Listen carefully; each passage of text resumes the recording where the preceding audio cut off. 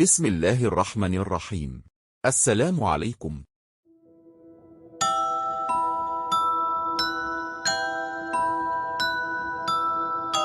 वो एक सुनहरी शाम थी जब शहजादी अनाया, शहजादी सूनिए और इनकी पकी सहेली शमाइला सब महल के बागीचे में खुशगवार मौसम का मजा ले रही थी। शहजादी अनाया और सूनिए दोनों जुड़वां बहनें थीं। बचपन से ही इनकी दोस्ती एक अच्छे घराने की लड़की शमाइला से थी। ये तीनों एक दूसरे से बेहद प्यार करती और हमेशा साथ साथ रहती थीं।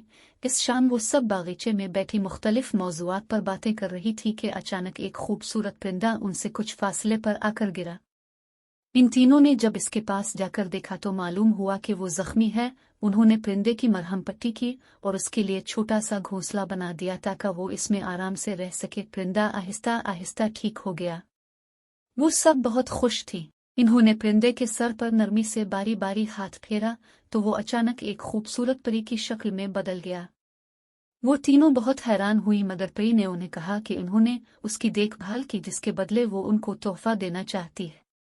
फिर उसने अपनी छड़ी घुमाई तो इसके हाथ में एक लाल पोटली नमूदार हो गई। जब इसने इसे खोला तो इसमें से 3 खूबसूरत सी चमकती धमकती हीरे की अंगूठियां निकलें जो उसने उन तीनों में तकसीम कर दें और कहा कि जब कभी मदद की ज़रूरत हो तो अंगूठी को अपनी मुट्ठी में किस कर बंद कर लें तो वो फौराए वहां मदद के लिए हाजिर हो जाएगी। वो तीनों ये बात सुनकर थोड़ी हैरान हुई, मगर फिर उन्होंने सोचा कि इस तरह तो उसकी हर मुश्किल आसान हो जाएगी। तो उन्होंने परी का शुक्रिया अदा किया और महल में चली गई। दिन यूं ही गुजरते गए और तीनों पकी सहेलियां 21 साल की हो गईं तो इनके वालिदैन को इनको फिक्र सताने लगी। फिक्र क्यों ना होती, क्योंकि उनके मुल्क का रिवाज कुछ यूं था कि अगर किसी भी लड़की की उम्र 21 साल की उम्र तक शादी नहीं हुई तो इसे 1 साल तक मुल्क के सबसे पुराने जंगल में, जहां हर तरह का जानवर और हर तरह के कीड़े मकोड़े पाए जाते थे, छोड़ दिया जाता। वहां अपने घर का कोई सामान भी नहीं ले जाया जा सकता था।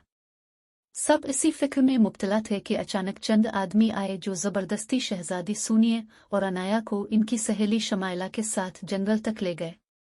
वो तीनों 3 अलग अलग समतों में जाएंगी और कोई न कोई रास्ता ढूंढी ताकि इस जंगल से बाहर निकल सकी। आखिर तीनों के रास्ते जुदा जुदा हो गए। फिर 1 घंटा चलने के बाद शहजादी अनाया को शिद्दत से प्यास लगी। उसने सोचा कि अब मैं पानी कहाँ ढूंढूंगी। अचानक ही इससे याद आया कि वो तो जब चाहे परी को बुला सकती है। तो उसने फौराए अपनी अंगूठी आतार कर अपनी मुट्ठी में किसकर पकड़ी तो एक जोरदार झटका हुआ और परी वहां आ गई और उसने शहजादी अनाया से पूछा क्या काम है। तो अनाया ने इससे कुछ बताया। फिर परी ने मुस्कुराकर अनाया की तरफ देखा और वहां से गायब हो गई। शहजादी सोनिया एक पेड़ के पास आकर रुकी ही थी कि अचानक किसी ने इसके सर पर हाथ फेरा और वो बेहोश हो गई। ऐसा ही कुछ शमाइला के साथ हुआ। फिर अचानक शमाइला और सूनिए की आंख खुली तो इन्होंने देखा कि शहजादी अनाया खड़ी मुस्कुरा रही थी और वो लोग जंगल की बजाय अपने महल के एक कमरे में थी।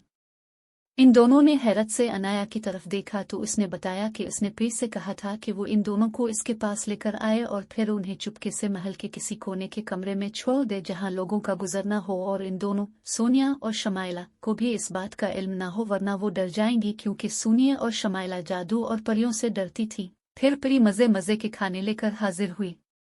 इस वक्त सोनिया और शमाइला का डर खत्म हो चुका था। फिर अनाया ने परी से कहकर मुल्क के इस रिवाज को खत्म करवा दिया और फिर सब लोग खुशी खुशी रहने लगे।